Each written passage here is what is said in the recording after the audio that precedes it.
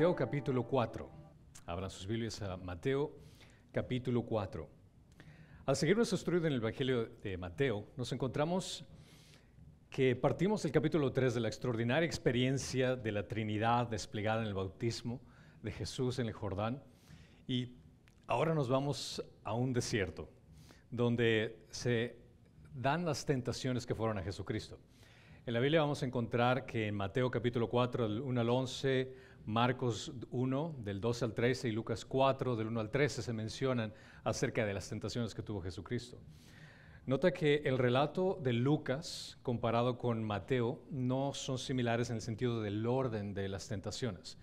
La palabra que menciona en Mateo, que dice entonces, parece indicar que era una secuencia de eventos en Mateo de las tentaciones, mientras que Lucas utiliza la palabra y para referirse a la siguiente tentación que tuvo. Por ende, Lucas no está siguiendo una secuencia cronológica de los eventos que fueron. El mandato de nuestro Señor al final de la tercera tentación, que cuando le dice, vete de aquí, Satanás, es una prueba de que Mateo estuvo siguiendo un orden histórico, un orden cronológico. Pero al comparar Lucas con Mateo, no es que exista una contradicción por el hecho que está en un orden diferente, es la diferencia. Lucas está solamente presentando un orden en el sentido de eventos que ocurrieron, mientras que Mateo lo está demostrando en forma cronológica cómo ocurrieron. Pero los dos mencionan exactamente las mismas tentaciones. Uno podría esperar que el periodo principal y central del ministerio público de Jesús sea desarrollado de inmediato después del bautismo. Pero debió ocurrir este evento que prepararía a Jesucristo, y lo que vamos a entender del significado que tiene para con nosotros también el hecho de que haya pasado por el desierto y por esta tentación. Así que en sus Biblias vamos a Mateo capítulo 4, versículo 1 del versículo 11. Entonces, Jesús fue llevado por el Espíritu al desierto para ser tentado por el diablo. Y después de haber ayunado 40 días y 40 noches, entonces tuvo hambre. Y acercándose al tentador le dijo, si eres hijo de Dios, di que estas piedras se conviertan en pan. Pero él respondiendo dijo, escrito está, no solo de pan vivirá el hombre, sino de toda la palabra que sale de la boca de Dios. Entonces el diablo lo llevó a la ciudad santa y le puso sobre el pináculo del templo y le dijo, si eres hijo de Dios, lánzate abajo, pues escrito está, a sus ángeles te encomendará, y en las manos te llevarán, no sea que tu pie tropiece en piedra. Jesús le dijo, también está escrito, no tentarás al Señor tu Dios. Otra vez, el diablo le llevó a un monte muy alto y le mostró todos los reinos del mundo y la gloria de ellos. Y le dijo, todo esto te daré, si postrándote me adoraras. Entonces Jesús le dijo, vete, Satanás, porque escrito está, al Señor tu Dios adorarás y solo a Él servirás. Y el diablo entonces le dejó, y aquí ángeles vinieron y le sirvieron. En Mateo capítulo 4, 1 dice, entonces Jesús fue llevado por el Espíritu al desierto para ser tentado por el diablo. Aquí vemos en Mateo que se introduce este personaje, el diablo, el tentador, Satanás, que tiene diferentes formas en las cuales Mateo lo presenta. Las Escrituras enseñan que él era un ser angelical, creado, un arcángel y un líder de los ángeles rebeldes que se opusieron para siempre a Dios. Esto lo vemos en Job capítulo 1 al 2, Zacarías capítulo 3 del 1 al 2, Primera de Crónicas 21, en Lucas 10, 18, en Apocalipsis 20. Podemos ver solo por mencionar unas pocas referencias acerca de este personaje. Satanás es descrito en la Biblia como un enemigo angelical de Dios y por extensión a cualquiera que ame y alabe a Dios. Hay muchos conceptos erróneos con respecto al diablo, incluidos los siguientes, en un hecho de que Satanás no es una persona, sino que es solo una fuerza del mal. Pero Satanás es un ser personal, con mente, con emociones y voluntad. Esto lo vemos en Job capítulo 1, en Mateo capítulo 4, del 1 al 12. Otra idea errónea acerca de Satanás es el hecho de que él es igual a Dios, creado así en una forma de dualismo, el hecho de que existe el bien y el mal, y que Satanás viene a ser más o menos el mismo poder de Dios. Pero él es un ser creado y no es igual a Dios. ¿Alguna vez has visto esa fotografía donde está Jesucristo haciendo fuerzas con Satanás? Esa es realmente una idea ridícula, o sea, porque si quieres hacerlo de una forma ilustrativa, sería el hecho de que como que tú estuvieras haciendo fuerzas de brazos con una hormiga, a esa perspectiva de lo que es el nivel de los dos. Otra idea errónea acerca de Satanás es el hecho de que él reside y gobierna en el infierno. Esa es una idea muy común que se saca en películas, ideas de que Satanás es el que está en control del infierno, pero el infierno fue creado para castigar a Satanás y a sus demonios. Esto lo menciona en Mateo 25:41. Satanás tampoco vive en el infierno, ya que la Biblia describe como que puede entrar al cielo y vagar en la tierra también. Esto lo vemos en Job capítulo 1 del 6 al 7. Y otra idea errónea es el hecho de que piensan que Satanás puede hacer lo que le plazca, pero no es así. El diablo solo puede hacer lo que Dios le permite que haga. Claramente vemos en Job capítulo 1 del 12. Otra idea errónea acerca de Satanás que él es omnipresente, es decir, que está en todas partes, pero no es así. Él es un ser que está únicamente en un lugar específico, pero supervisa una horda de demonios que son llamados los poderes de este mundo oscuro y las huestes espirituales del mal en las regiones celestiales. Esto está en Efesios 6:12. Es decir, que Satanás no puede estar en un sitio específicamente, pero está en conexión con otros demonios alrededor, donde puede tener información de red acerca de qué es lo que está pasando en el resto del mundo, por ponerlo así. Vuestro enemigo, el diablo, dice que es como un león rugiente, que ronda alrededor buscando a quien devorar. Esa es una característica específica de Satanás, que busca momentos, lugares, circunstancias para atacar y para destruir. Satanás venció al primer Adán, a nuestro primer representante. Hizo que él y toda su posteridad fueran excluidos del paraíso y entregados a la maldición debido al pecado. Según su gran forma de engañar a la gente, su gran empleo desde el principio ha sido de seducir a los hombres al pecado. Y por el éxito que obtuvo sobre nuestros primeros padres en el paraíso, nuestro Señor lo conoce y lo refiere a él como el homicida desde el principio. Porque por causa de su tentación a Adán y Eva vino la muerte. Este es el personaje que debemos entender, que es de suma importancia conocer de lo que va a ocurrir en esta tentación. Ahora, cuando leemos en el versículo 1, nuevamente regresando, dice, entonces Jesús fue llevado por el Espíritu al desierto para ser tentado por el diablo. Cuando leemos esto nos ponemos a pensar, y siendo honestos, ¿por qué Dios está haciendo esto? ¿Por qué Dios lleva a Jesús a tentaciones y a pruebas? Lo cual también vendría a ser una pregunta para nosotros. ¿Por qué Dios lleva incluso a nosotros a tentaciones o a pruebas por pasar? Si Dios nos tienta a pecar, estaría actuando en contra de su naturaleza. Debemos de comprender esto claramente. En contra de su deseo de que seamos santos como Él es santo, como lo menciona en 1 de Pedro 1:16, y en contra de todos los demás mandamientos en las Escrituras que nos dice que evitemos pecar, que no caigamos en la tentación. Por ende, Dios mismo nunca es el agente de la tentación, como lo dice en Santiago del 1 al 13, que dice que nadie diga cuando es tentado, soy tentado por Dios, porque Dios no puede ser tentado por el mal, y Él mismo no tienta a nadie. Pero aquí, como en el libro de Job, Dios usa incluso tentaciones satánicas para servir para un propósito superior, mucho más allá de lo que nosotros podemos entender.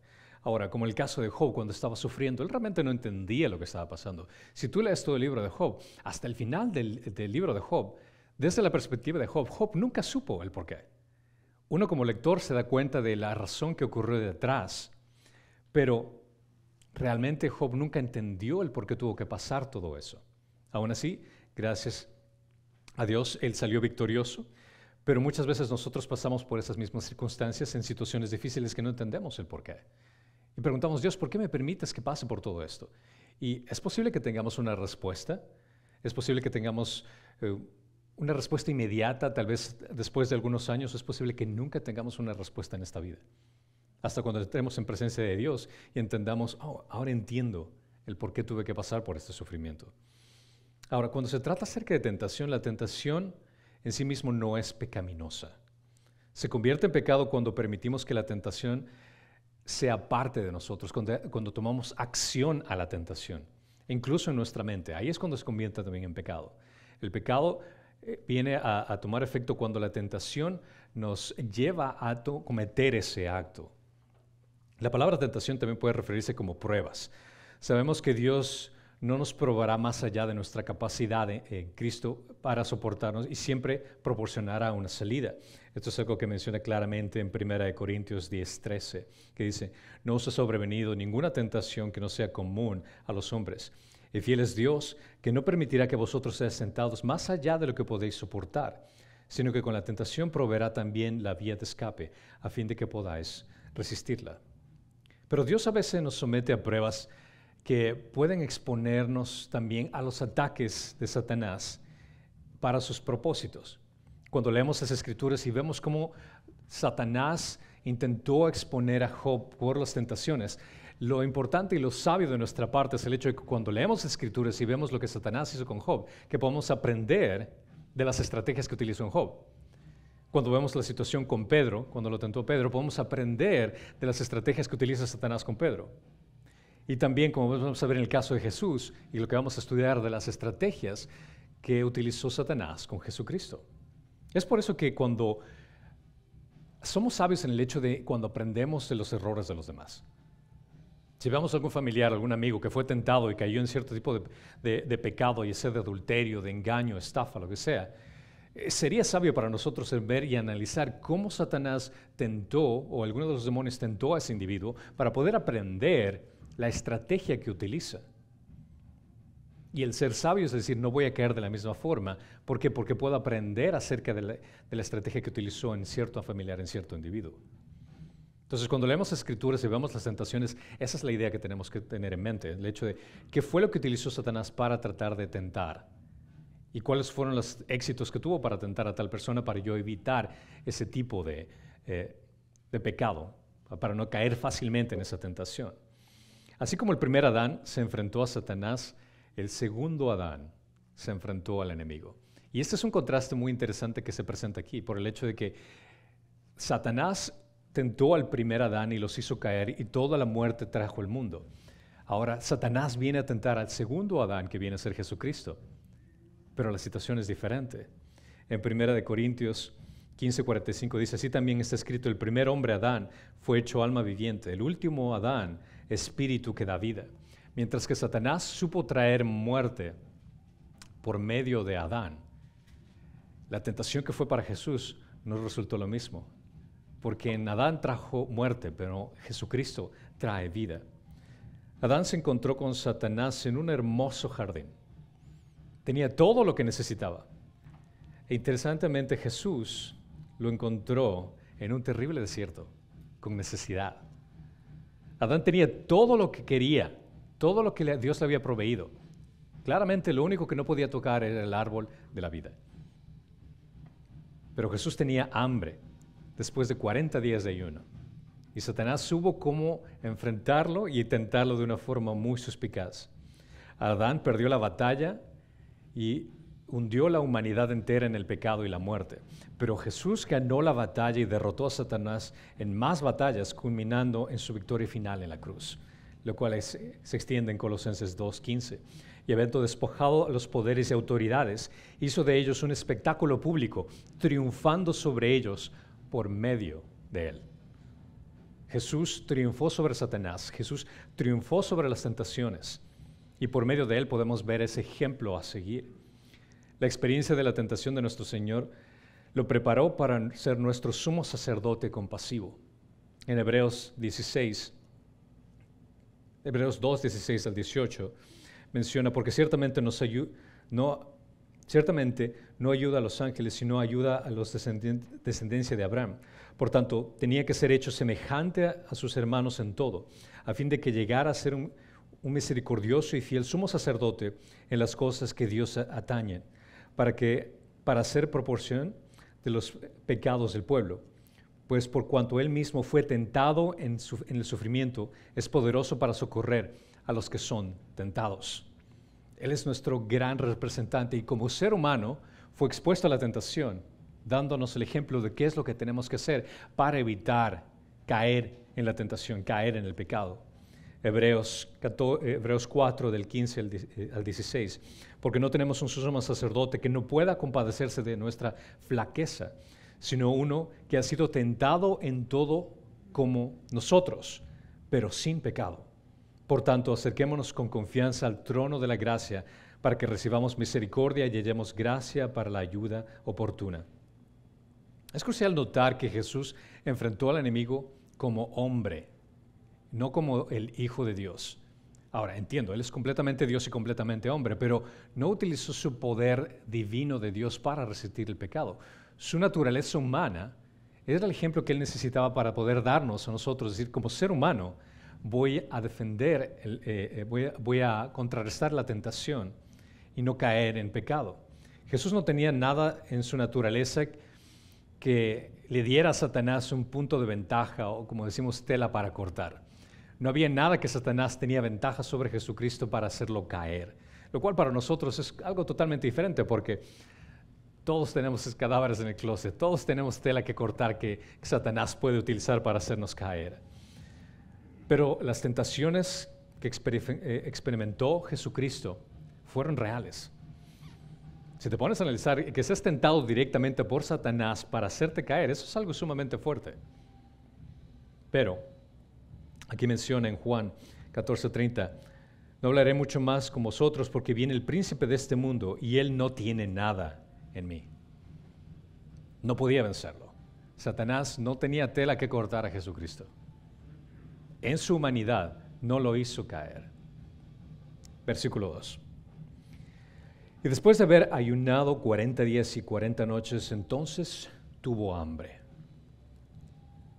Volviendo a hacer ese contraste, Adán tenía todo lo que necesitaba, pero Jesús tenía hambre después de 40 días de ayuno.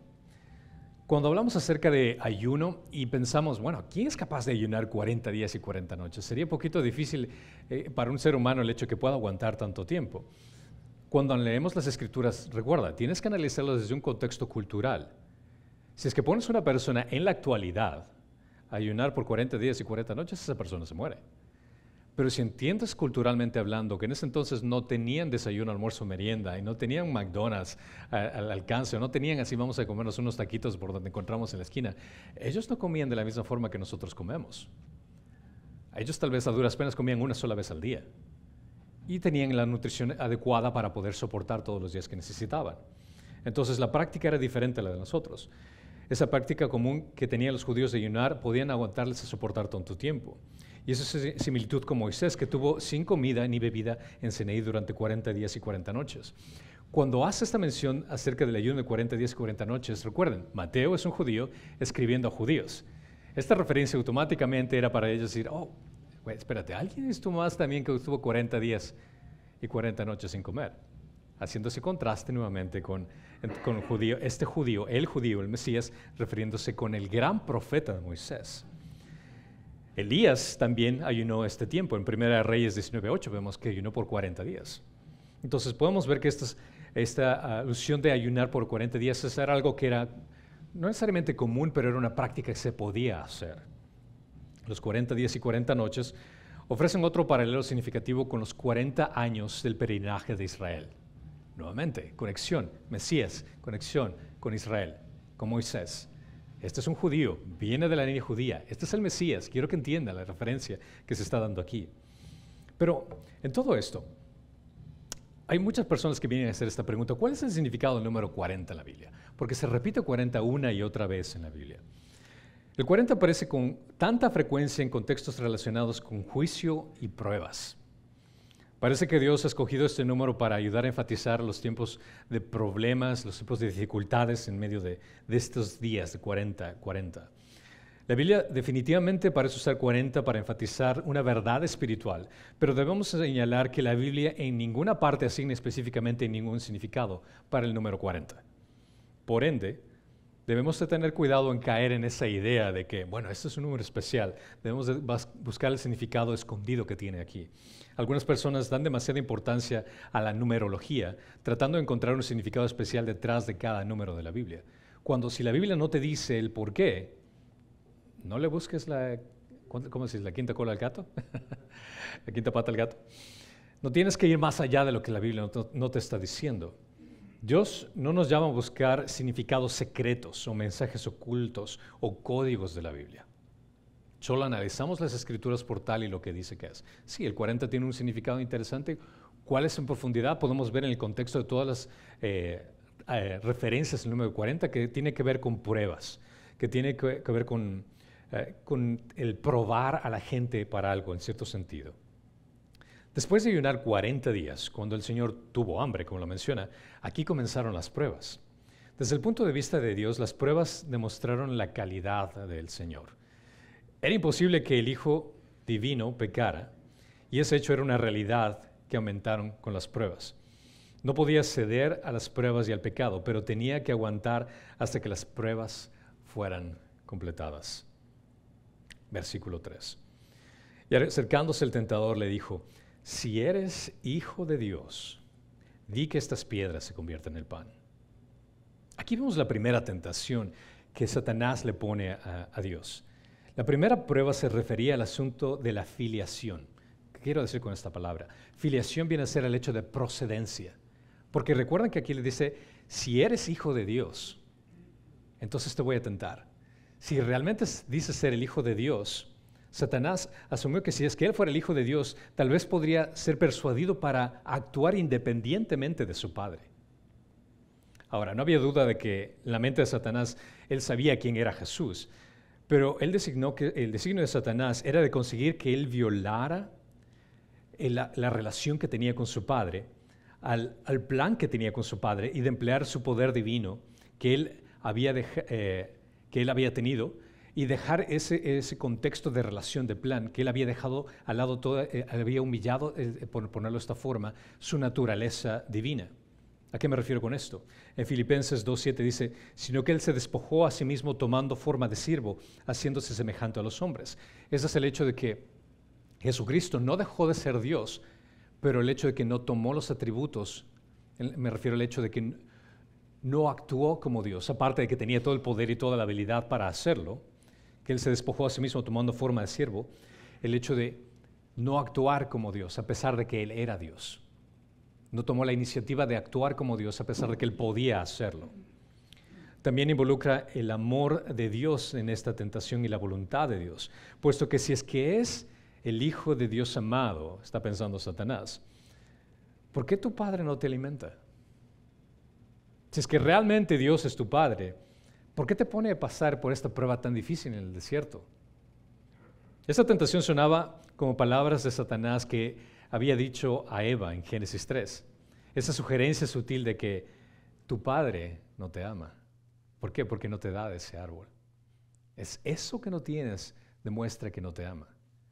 Si ven la sutileza en la cual Satanás utiliza ahora para Jesús, si es que Dios es tu Padre, ¿por qué no te provee? Mejor, ¿por qué no tú haces algo para alimentarte? ¿Por qué no tú haces algo por tu propia cuenta para buscar y cubrir tu necesidad? Había una sugerencia aquí también: usar tus poderes divinos para satisfacer tus propias necesidades. Cuando te ponemos nuestras necesidades físicas a nuestras necesidades espirituales, ¿saben qué es lo que ocurre? Pecamos. Cuando permitimos que las circunstancias dicten nuestras acciones en lugar de seguir la voluntad de Dios, pecamos. Jesús pudo convertir las piedras en pan. Él no tenía problema en hacer eso. Pero al hacerlo, al ejercer sus poderes independientemente del Padre, estaría pecando, porque Él vino a obedecer al Padre. En Juan 5:30 dice: y no puedo hacer nada por iniciativa mía, como oigo, juzgo, y mi juicio es justo, porque no busco mi voluntad, sino la voluntad de que Él me envió. Pueden darse cuenta, si es que Él hubiera hecho eso, hubiera obedecido a Satanás, por ponerlo de esta forma, hubiera caído en su tentación, cuando fue el Espíritu que lo llevó al desierto, fue para pasar prueba. Al hacer lo contrario, hubiera pecado. En Juan 6:38 dice: porque he descendido del cielo no para hacer mi voluntad, sino la voluntad de aquel que me envió. El Padre y el Hijo tenían un plan. Como un Dios, tenían un plan. Y Satanás quería tergiversar esa relación, dañar esa relación. su multiplicación de panes en otras ocasiones fue consistente con su misión. Jesús había multiplicado los panes y esa era la voluntad del Padre y esa era la misión del Padre dentro de que Él haga esto. Entonces, su misión fue ordenada por Dios, tal como fue su negativa en no crear panes para complacerse de Él, para satisfacer su necesidad. La voluntad del Padre era que Él tuviera hambre en el desierto. La voluntad del Padre era el hecho que Él pase sin comida. Someterse a la sugerencia de Satanás y satisfacer su hambre habría sido contrario a la voluntad de Dios. Habría sido obedecer a esa tentación y caer en pecado. Con todo árbol en el jardín por alimento, Adán cayó. Con piedras del desierto burlándose de su hambre Satanás, el segundo Adán venció. Tremendo contraste. Adán teniendo todo lo que necesitaba, nuestros representantes humanos fallaron. Pero Jesús en el desierto con hambre, teniendo la capacidad de poder alimentarse al cambiar piedras por pan, Él triunfó. Versículo 4. Pero respondiendo dijo, escrito está, no solo de pan vivirá el hombre, sino de toda palabra que sale de la boca de Dios. Jesús no usó sus poderes divinos para vencer al enemigo, porque eso es precisamente lo que el enemigo quería hacer. Jesús usó los recursos espirituales que están disponibles para nosotros hoy en el poder del Espíritu Santo de Dios, el poder de la palabra de Dios. Escrito está.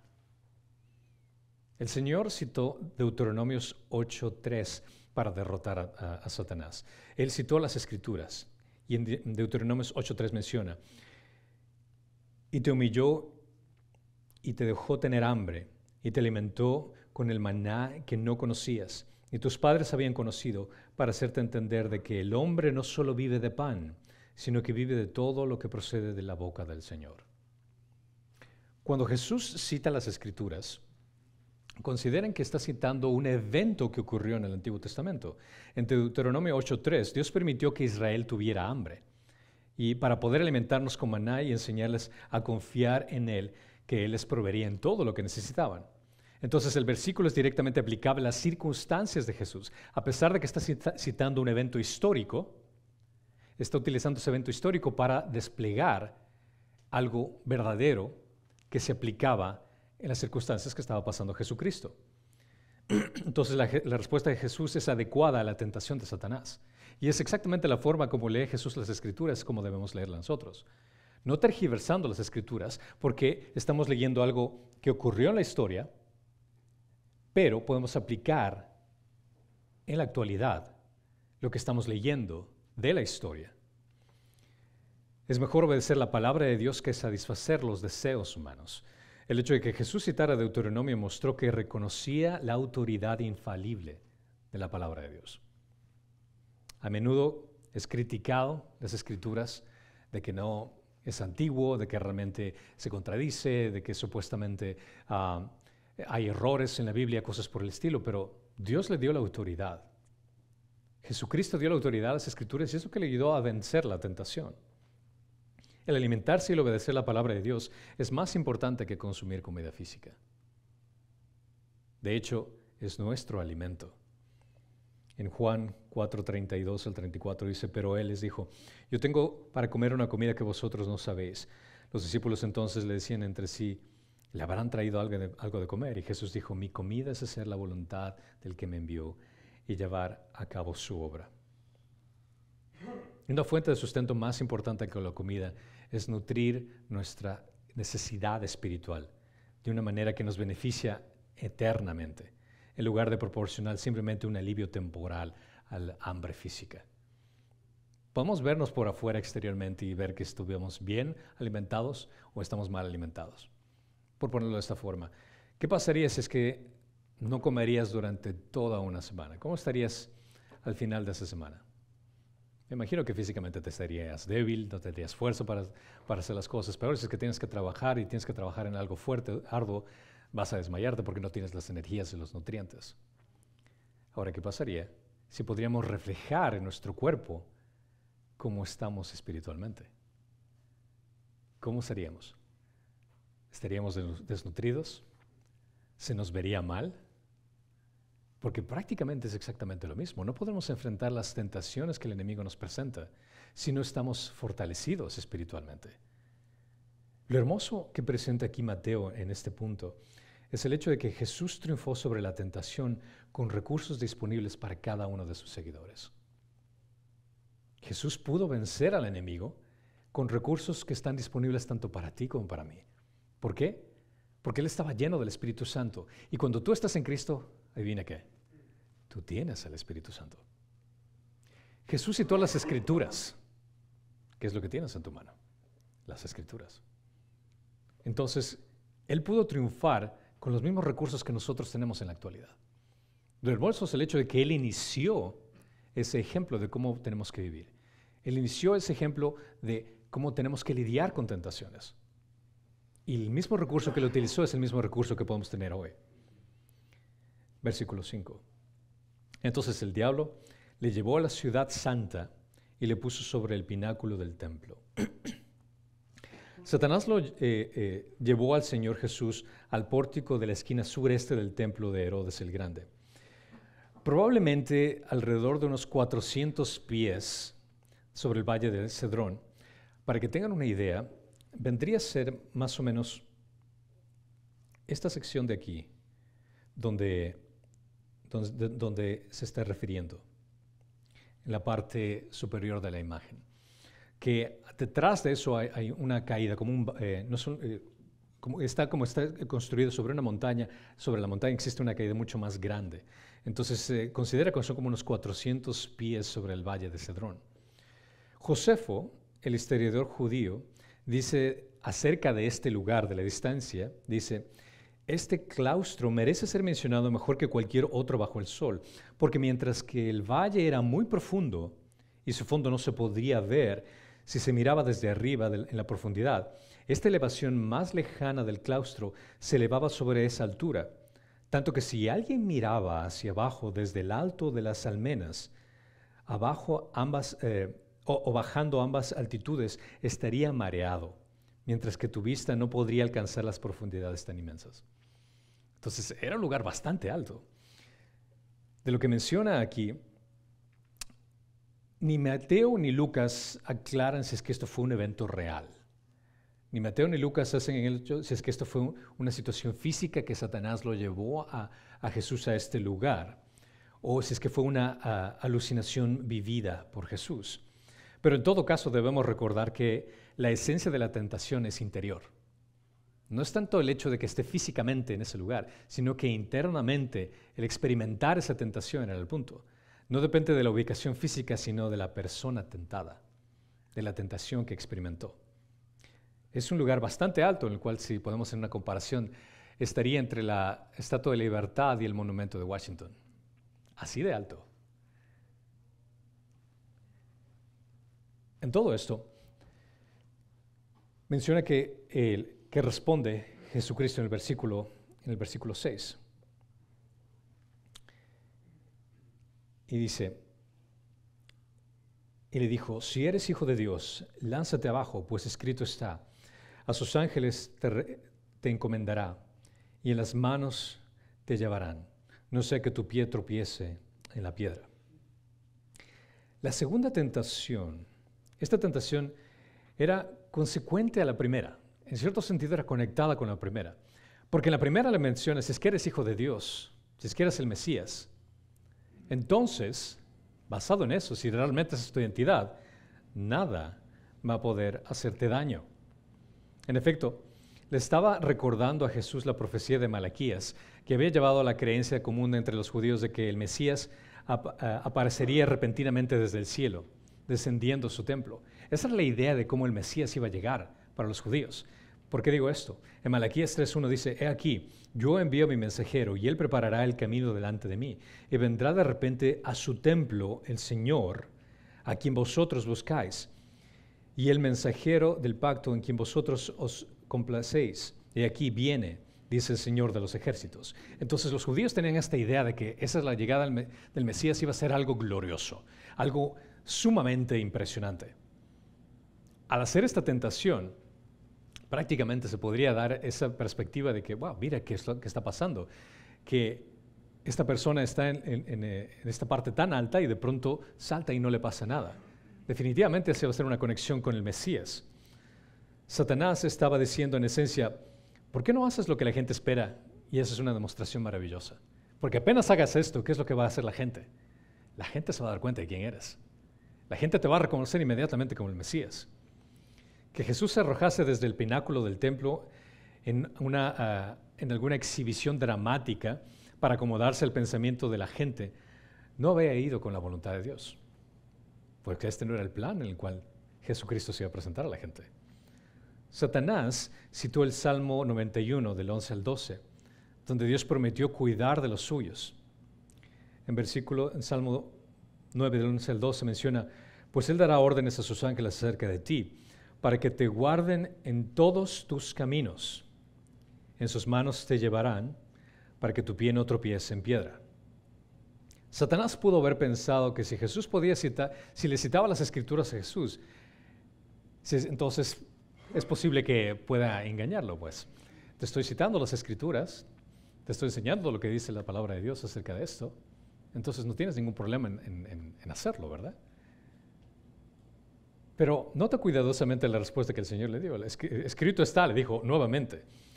Nunca debemos de divorciar una parte de las Escrituras de otra, sino que debemos siempre compararlas en cosas espirituales con las cosas espirituales. Las Escrituras siempre se tienen que analizar en contexto.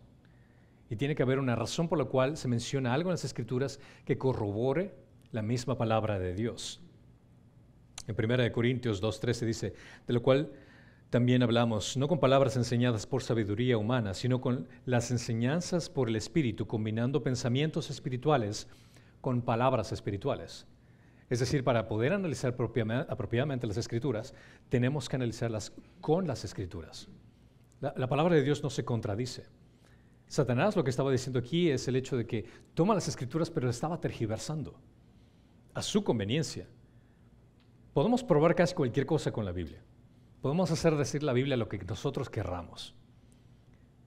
Pero aquellos mal llamados pastores que enseñan de esta forma, tergiversando las Escrituras para tratar de engañar a la congregación, ya sea por dinero o por conveniencia o por cualquier cosa, ¿a quién se están asemejando?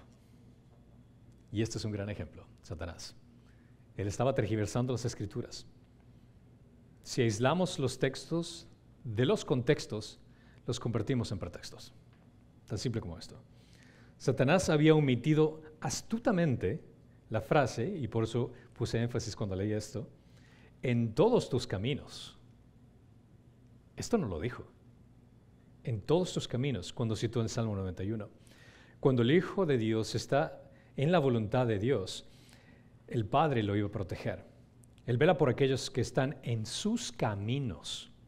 Eso quiere decir aquellos que cumplen la voluntad de Dios. Mientras que Satanás le estaba diciendo, haz esta muestra extraordinaria para que la gente pueda asombrarse de lo que estás haciendo, omitió esa parte de siempre y cuando hagas la voluntad, siempre y cuando estés en sus caminos, muy sutilmente. Continuamos en versículo 7. Jesús le dijo, también está escrito, no tentarás al Señor tu Dios. Jesús respondió con, no tentarás al Señor tu Dios. Esa es una respuesta que se encuentra en Deuteronomios capítulo 6, versículo 16. No tentaráis al Señor vuestro Dios como le tentasteis en Masá. Nuevamente, Jesús está citando un evento que se dio en el Antiguo Testamento, recordando las experiencias de Israel en el desierto de Masá, donde los israelitas quejumbrosos pusieron a prueba al Señor exigiendo áridamente que Moisés produjera agua donde no lo había. Esto está en Éxodo 17, del 12 al 7, este evento.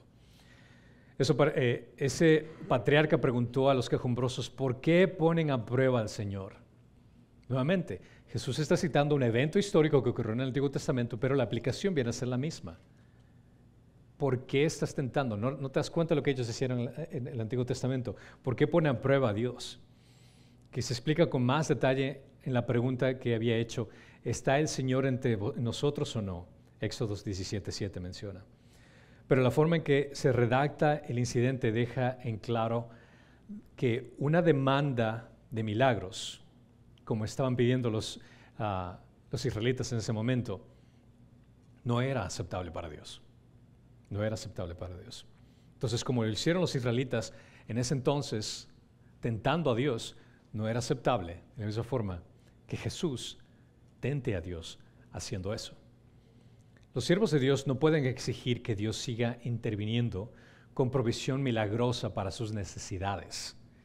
Tentamos a Dios cuando nos ponemos en circunstancias que le obligarían a obrar milagros a nuestro favor. Eso sería tentar al Señor. Por ejemplo, si es que un diabético se niega a inyectarse insulina y con el argumento diciendo, bueno, Jesús me va a cuidar. Ahí estás tentando al Señor, porque le estás pidiendo que haga algo que es tu responsabilidad.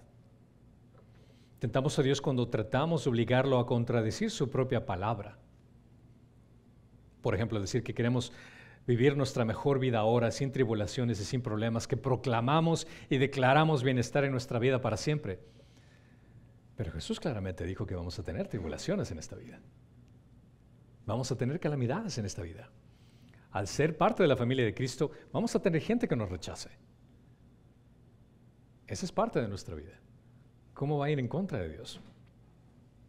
No se puede contradecir en su palabra. Si es que una persona dice que está a punto de cometer adulterio y va caminando a la casa del amante y dice, si es que esto viene de ti, deténme o haz algo con respecto. Y sigue caminando en la misma dirección. O sea, ¿cómo es posible? Estás contradiciendo lo que dice la palabra de Dios. Lo que Satanás está sugiriendo es que Jesús debería de lanzarse innecesariamente a un peligro y estaría creando un peligro donde antes no lo existía. Jesús se niega a exigir un milagro. Incluso si desde la perspectiva de alguien en la tierra podría parecer deseable, incluso conveniente, Jesús no iba a atribuir el hecho de que esa idea que supuestamente iba a ser para algo bueno, que supuestamente iba a ser para que pueda ser reconocido como Mesías, se dé. ¿Por qué? Porque va en contra de la voluntad de Dios. Ya tenía un plan establecido desde el inicio de la creación y el hacer algo contrario, por más bueno que parezca, iba en contra de la palabra de Dios. Lo cual, nuevamente, esto nos enseña a nosotros en forma personal. ¿Qué es lo que estamos haciendo en nuestra vida que parece ser bueno, pero que va en contra de la palabra de Dios? ¿Qué es eso que estás haciendo en tu trabajo que parece ser bueno, pero que va en contra de la ética profesional que tienes que llevar? Muchas veces nosotros nos dejamos llevar por la tentación de que esto parece llevar a un punto bueno. Pero si no nos detenemos a analizar que esto viene a ser una tentación para desviarnos de lo que realmente deberíamos hacer, entonces no estamos aprendiendo de este ejemplo que nos está dando Jesucristo. Es importante para nosotros como creyentes leer toda la Escritura y estudiar todo lo que Dios tiene que decir, porque todo es provechoso para la vida diaria. En la palabra encontramos todo lo que necesitamos para combatir tentaciones. 2 Timoteo 3, del 16 al 17 dice, toda escritura es inspirada por Dios y útil para enseñar, para reprender, para corregir, para instruir en justicia, a fin de que el hombre de Dios sea perfecto y equipado para toda buena obra. Nuevamente, aquí vemos algo que Mateo está estableciendo aquí, el hecho de que Dios le envió a Jesucristo por medio del Espíritu en la tentación en el desierto, pero Jesucristo estaba equipado para poder triunfar en todo esto. Jesús triunfó sobre la tentación con recursos disponibles para cada uno de sus seguidores. No tenemos excusa, porque Jesús nos dio el ejemplo y aparte de darnos el ejemplo, nos provee con esos recursos que son el Espíritu y la palabra para poder atacar, contrarrestar los ataques del enemigo. Versículo 8. Otra vez el diablo le llevó a un monte muy alto y le mostró todos los reinos del mundo y la gloria de ellos. La tercera tentación, el diablo le ofrece a Jesús un atajo a su reino.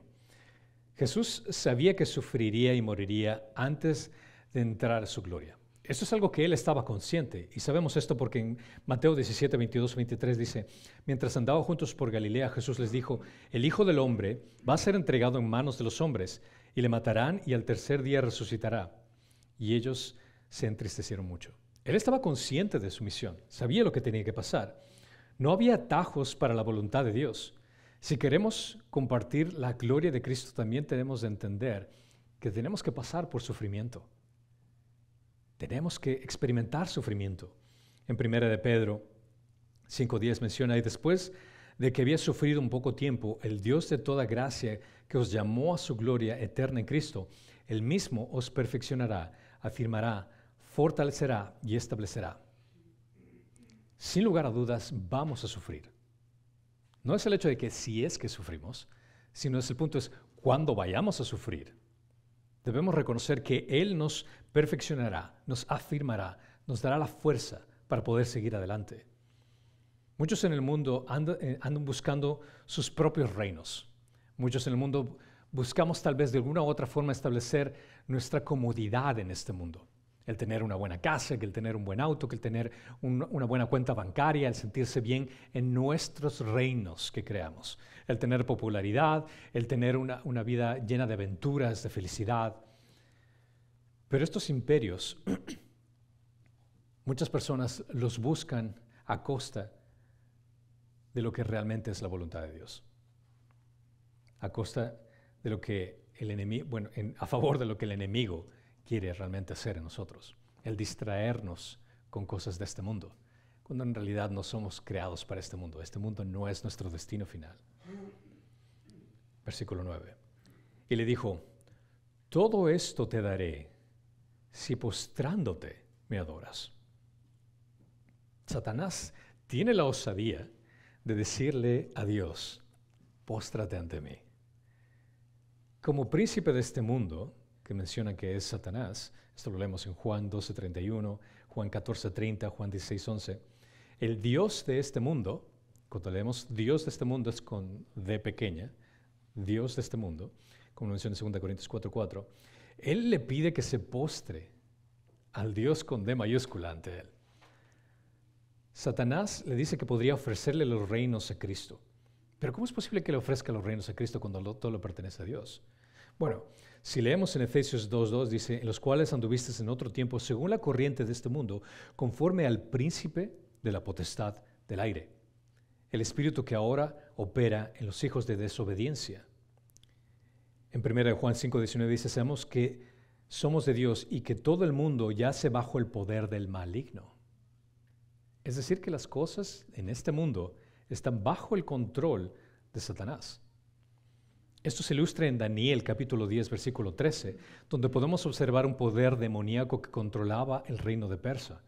De modo que un demonio se llama príncipe del reino de Persia. Si no vamos muy lejos, ¿sabes? Si vemos a nuestros líderes políticos y vemos la forma en cómo gobiernan nuestros países, que están a favor de asesinar a un bebé que está dentro del vientre desarrollándose de una forma horrible y cruel. Eso es demoníaco. Eso es vil. Podemos ver que el demonio controla a personas, países, de una forma demoníaca. Si es que Jesús se inclinaba y le adoraba a Satanás una sola vez, como lo menciona aquí, que esta es la fuerza que implica el significado del griego, del adorar, él podría disfrutar de toda la gloria sin soportar el sufrimiento. Si adoras arrodillándote y te rindes ante mí, me rindes homenaje, el honor que él quería era el único honor que se te le otorgaba a Dios, a nadie más. Significaba que si Jesús iba a obtener estos reinos, sería al ir en contra de la voluntad de Dios y darle honor y gloria a alguien que no se lo merecía. Tendría que conocer al maligno como ponerlo en un lugar que solo Dios se lo pertenece. Jesús obtendría todos los imperios solo por estar haciendo algo tan simple como el inclinarse ante Satanás.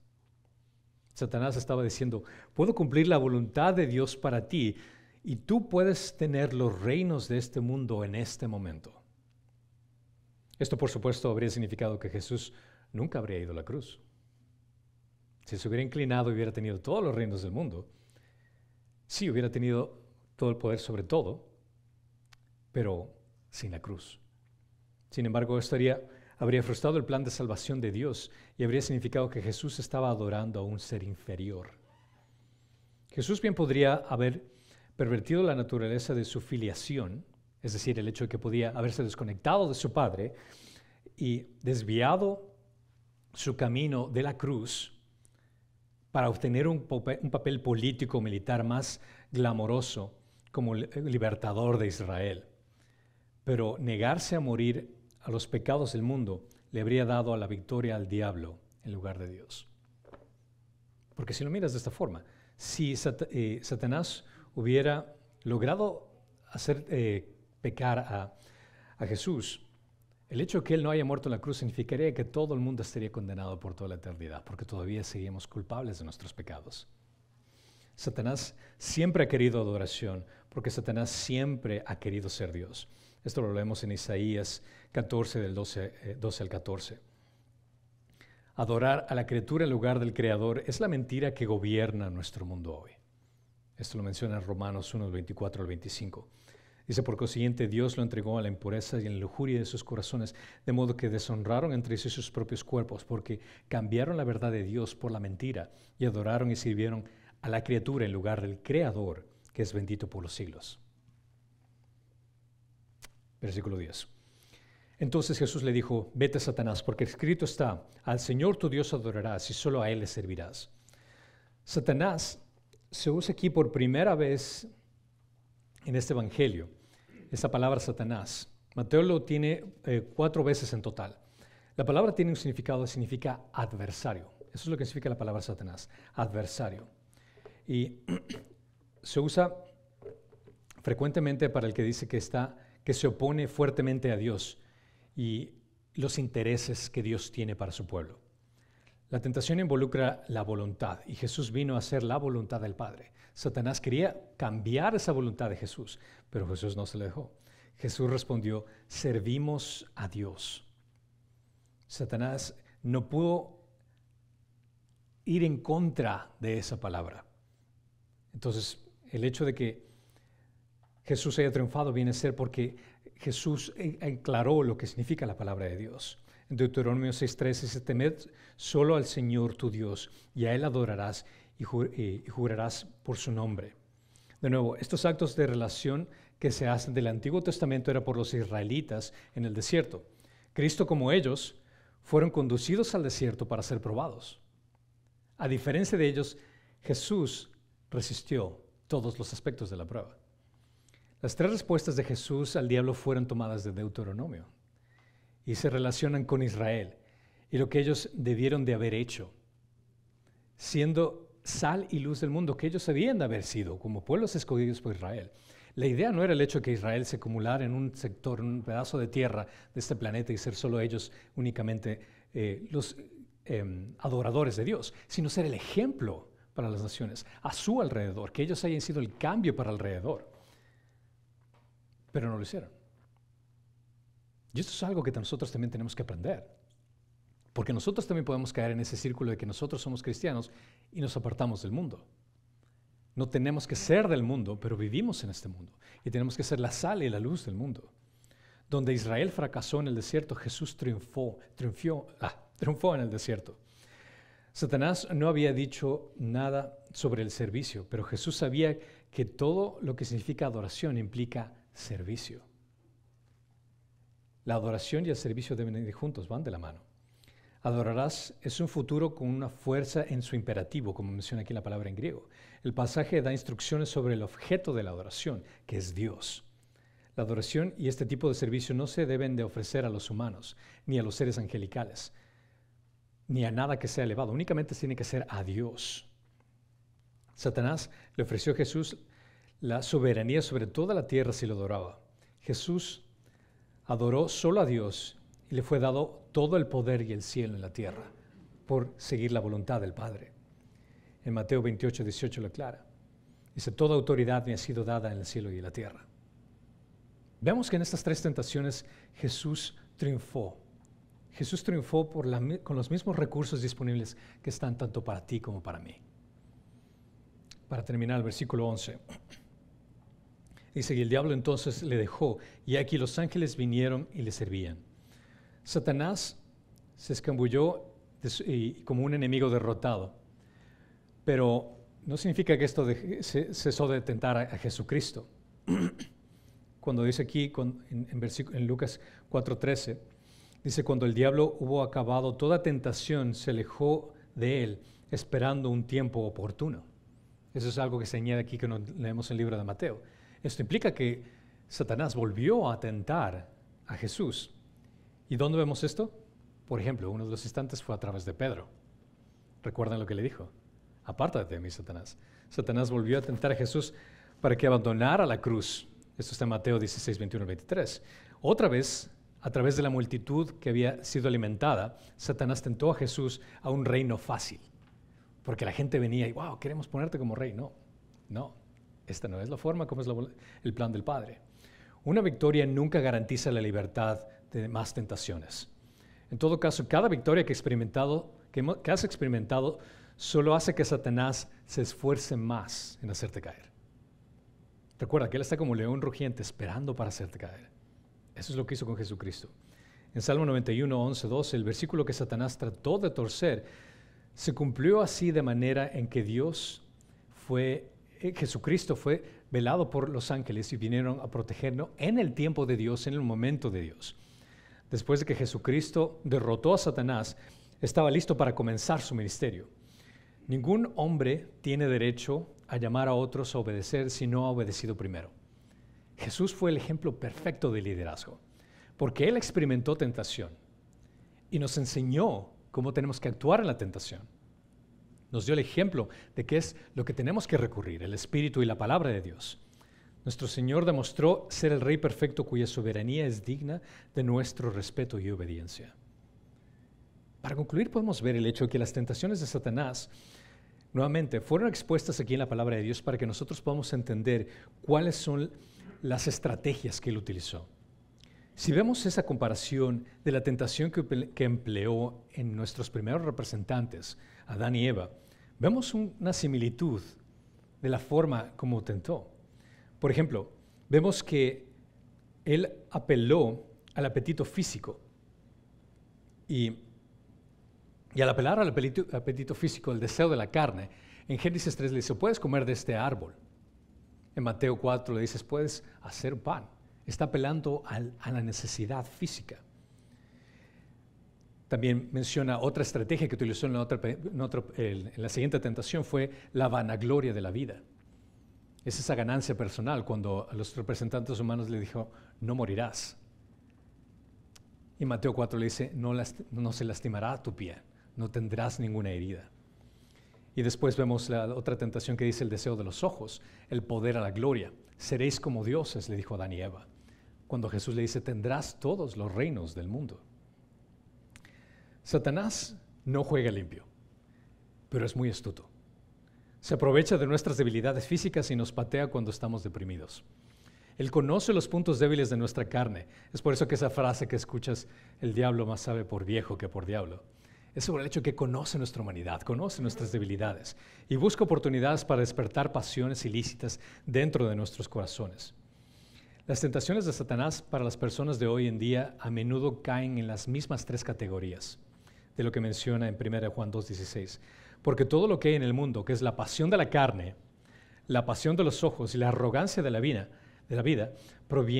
no provienen del Padre, sino del mundo. La temporada que Satanás escogió para atacar a Jesucristo fue una temporada de euforia en cierto sentido peculiarmente, porque recuerdan, después del bautismo, ¿qué ocurrió? La Trinidad se hizo presente. Fue un momento de euforia y después de una temporada de hambruna, que es una debilidad, también lo atacó. El mesianismo de nuestro Señor había acabado de ser atestiguado cuando Dios dijo, este es mi Hijo amado. 40 días sin comer parecía como que el Padre Celestial lo hubiera descuidado. Entonces Satanás tergiversó la situación como para decir, no, que eras hijo de Dios. Después de una altura lo hizo, quería hacerlo caer. Inmediatamente después de la conversión o de algún otro tipo de evento espiritual. Cada uno de nosotros hemos experimentado este tipo de estrategias que el Satanás utiliza. ¿Cuántos de nosotros no hemos, ya sea cuando recibiste a Cristo por primera vez, cuántos ataques experimentaste? ¿Cuánta familia no te dejó? ¿Cuántos amigos dejaron de ser tus amigos? O cuando fuiste a algún retiro espiritual y sentiste una experiencia de Dios impresionante y apenas te regresas y llegas a la ciudad, te topas con una calamidad tras otra o una forma que el enemigo te quiere hacer tentar. Precisamente cuando uno experimenta ese cierto nivel de victoria o madurez, las tentaciones se reanudan con más fuerza que nunca. Elías viene a ser un gran ejemplo. ¿Recuerdan la victoria que tuvo Elías en 1 Reyes 19, 1, 18? Después se deprimió porque Satanás logró hacerlo caer en su momento de triunfo. Tengan en cuenta que después de haber sido admitidos en la comunión de Dios, debemos estar preparados para los ataques de Satanás. Las estrategias que él utiliza para nosotros son muy específicas, aunque pueden variar dependiendo de las circunstancias. El deseo de la carne viene a ser el hecho de que nos tiente con inmoralidad sexual, que comience con un deseo natural de intimidad. La apariencia física tal vez de cómo luces, esa es una forma en la cual el enemigo te puede hacer tentar. Las adicciones, el alcohol, las drogas. El deseo de los ojos viene a ser por medio de la lujuria, la envidia, la sobreestimulación visual, como viene a ser las redes sociales, el hecho de estar en el teléfono y tratar de buscar, si es que encuentras el fin de la página de Facebook, tiene que tener algún fin. ¿Dónde está el inicio de la página de Facebook? Y nunca llegamos a ese fin. También viene a ser por la vanagloria de la vida, el tener orgullo de quién eres, de lo que haces, el egocentrismo de la posición que tienes, del título que tienes, tu estatus económico, tu estatus social, tu estatus intelectual. Satanás nos tienta de muchas maneras y sabemos que se disfraza como un ángel de luz tratando de hacer que el mal parezca bien. Sabemos que manipula con culpas falsas, explota las debilidades naturales y tuerce las escrituras. Sabemos que engaña, distrae, destruye. Tiene muchos dardos de fuego y podemos vencer las tentaciones de Satanás porque Cristo nos ha otorgado el Espíritu Santo. Tenemos la misma capacidad de ver las Escrituras, cómo atacar a Satanás, cómo defendernos de todas estas artimañas. Y vemos claramente que, por ejemplo, no andamos, si es que Satanás nos quiere atacar por menos del deseo de la carne, entendemos que no andamos conforme a la carne, sino conforme al Espíritu. Eso dice en Romanos 8:1. Cuando nos quiere atacar conforme dando el deseo de los ojos, cuando menciona en Salmo 119:37, apartad mis ojos de cosas vanas, preservad mi vida conforme a tu palabra. Cuando nos quiere atacar con la vanagloria de la vida, menciona en 1 Pedro 5:6, Santiago 4:10, que nos humillemos continuamente ante el Señor. El encuentro de Jesús con el diablo en el desierto es una fuente de alimento e instrucción para los creyentes, mientras luchamos contra la tentación. Sería de necios el hecho de que leemos esto y pasemos por alto como diciendo, eso es lo que hizo Jesucristo. Mira esa experiencia que tuvo Jesucristo. No. La idea que pasó con Jesucristo con la tentación es para que nosotros lo apliquemos en nuestra vida y entonces tengamos que caer en esos mismos hoyos que el Satanás intentó hacer caer a Jesucristo. En Hebreos 2:18 dice, pues por cuanto él mismo fue tentado en el sufrimiento y poderoso para socorrer a los que son tentados. Jesucristo, por medio del Espíritu Santo, nos socorre para no caer en esos mismos huecos. Hebreos 4:15, porque no tenemos un sumo sacerdote porque no pueda compadecerse de nuestras flaquezas. Él experimentó lo mismo que nosotros experimentamos. Santiago 4:7, por tanto, sometemos a Dios, resistid pues al diablo y él huirá de nosotros. Las tentaciones de Jesucristo son ejemplos útiles para que nosotros utilizamos para luchar contra la tentación. La Biblia nunca da a los cristianos la autoridad para reprender al diablo, solo para resistirlo. Eso es algo que vale la pena recalcar. Solo Dios reprende al diablo. Recuerden que ni siquiera el arcángel Miguel lo hizo. Eso lo vemos en Judas 1:9. Nosotros no tenemos la autoridad para reprender al demonio. Así que si es que escuchan esas típicas frases que dicen en las iglesias o bien intencionados cristianos que quieren decir, te reprende demonio, así como que espérate, tú no tienes la autoridad de decir esto. Mientras luchamos por mantenernos firmes en nuestra fe, debemos darnos cuenta de que los enemigos a los que nos enfrentamos no son meras ideas humanas, sino fuerzas reales que provienen de poderes de las tinieblas. No podemos ponernos a uno con Satanás. No podemos ponernos a uno con los demonios. Las tácticas de Satanás son específicas y debemos de tener cuidado, ya que a él le gusta tentarnos cuando nuestra fe está fresca. Le gusta tentarnos cuando nuestra fe se siente más fuerte. Le gusta tentarnos cuando estamos en un ambiente extraño. Todo ese tipo de cosas que analizamos por medio de las Escrituras, estos son los principios que vemos que ocurrió en Jesucristo, que tenemos que entender y aplicarlos en nosotros. Le gusta tentarnos cuando nuestra fe está siendo probada en el fuego de la aflicción, cuando estamos cansados, cuando estamos quemados, cuando somos perseguidos, cuando pasamos por situaciones difíciles. Es ahí cuando el Satanás se aprovecha en estas circunstancias. Le gusta tentarnos especialmente inmediatamente después de altos y bajos espirituales. Le gusta poner sus pensamientos en nuestra mente y luego culparnos por tener ese tipo de pensamientos. Esa es una estrategia muy vil que él utiliza. Y le gusta lanzar sus acusaciones como que si fueran del Espíritu Santo, como diciendo que Dios te acusa por lo que estás haciendo. En otras palabras, expresar en sus términos y elige sus oportunidades de tal manera que podríamos confundir fácilmente la voz de Dios. Jesús no fue tentado para que el Padre supiera algo acerca de su Hijo, porque el Padre ya sabía cómo iba a reaccionar Jesucristo. Él tenía la provisión divina. Jesús fue tentado para que toda criatura en el cielo y en la tierra, o debajo de la tierra, supiera que Jesucristo es el vencedor. Expuso a Satanás y sus tácticas y derrotó con su palabra que está a nuestra disposición. Debido a su victoria podemos tener victoria sobre el tentador. Podemos entender ahora por qué Dios envió a Jesús al desierto, para que nosotros podamos ver las tácticas que tiene el enemigo para atacarnos. Jesús expuso a Satanás esas tácticas y por eso podemos defendernos claramente de todo esto. Solo podemos reconocer y combatir estas tentaciones saturando nuestros corazones y mentes de la verdad, porque Satanás es el padre de la mentira. Y la única forma de distinguir la mentira es cuando conocemos la verdad. La armadura de un soldado cristiano en la batalla espiritual de la vida incluye una arma ofensiva, la espada del Espíritu, que es la palabra de Dios, lo que menciona en Efesios 6:17. Tomad también el yelmo de salvación y la espada del Espíritu, que es la palabra de Dios. Este es el mensaje que nos da Mateo, este judío, que Jesús triunfó sobre las tentaciones de Satanás con recursos disponibles para cada uno de sus seguidores. No solo leas este pasaje como un evento que ocurrió en el pasado.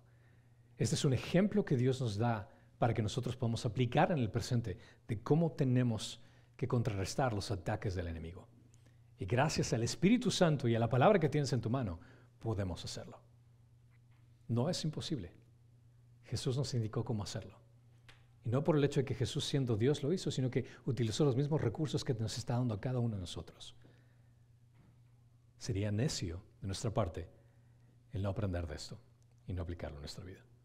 Y aquí podemos ver la necesidad del por qué debemos tomar la palabra de Dios constantemente y alimentarnos constantemente. Porque cuando estamos débiles es cuando nos ataca. Créeme que hasta ahora no me he topado con una pareja que busque consejería o una persona que busque consejería cual me ha respondido de esta forma cuando hago esta pregunta. ¿Estás leyendo la palabra de Dios constantemente? ¿Estás en oración constante? ¿Te estás congregando constantemente? Todas esas respuestas vienen a ser no. Ahí está tu problema. Ahí está tu problema. Tu problema es el hecho de que estás tan débil que es muy fácil para Satanás atacarte. Tu problema es que estás tan indefenso que ni siquiera tienes un arma para poder contrarrestar los ataques del enemigo. Aprendamos de lo que nos enseñó nuestro Señor. No seamos necios. Tomamos la espada y vamos a la batalla. Amén. Padre Santo, Señor, gracias, Señor, te damos por darnos ese maravilloso ejemplo, pero no solo el ejemplo, sino también las armas para poder hacerlo. Te doy gracias, Padre Santo, por el hecho de que tú diste un ejemplo con tu vida y nos diste esos recursos disponibles a cada uno de nosotros, tus seguidores, para poder combatir al enemigo. Te pido que bendigas a todas las familias que están aquí presentes, todos los que están escuchando, Señor. que tú puedas hacerles entender que necesitamos alimentarnos diariamente de tu palabra. Necesitamos tomar esa espada y defendernos, Señor, de esos dardos también del enemigo con el escudo que tú nos provees. Gracias, Señor, te damos, porque no nos has dejado solos, sino al contrario, que tú nos has dado todo lo que necesitamos para seguir adelante. Bendícenos, Padre Santo, con tu sabiduría, con tu entendimiento y sobre todo el poder enamorarnos de tu palabra para poder conocer de tu verdad y así exponer las artimañas del enemigo, las mentiras del enemigo. En Cristo Jesús te lo pido.